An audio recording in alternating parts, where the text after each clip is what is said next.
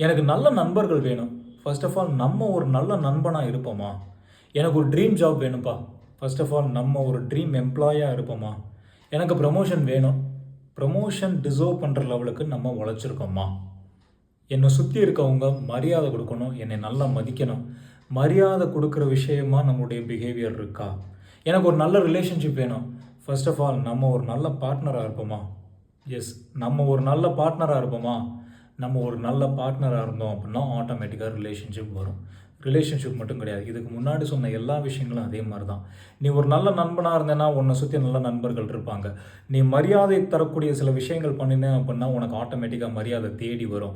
நீ ஒரு ட்ரீம் எம்ப்ளாயியா இருந்தனா, ட்ரீம் ஜாப் கிடைக்கும். நீ ப்ரமோஷன் டிசர்வ் பண்ற அளவுக்கு உழைச்சிருந்த அப்படின்னா, ஆட்டோமேட்டிக்கா ப்ரமோஷன் உன்னை தேடி வரும். If you want to attract something, you need to become that person.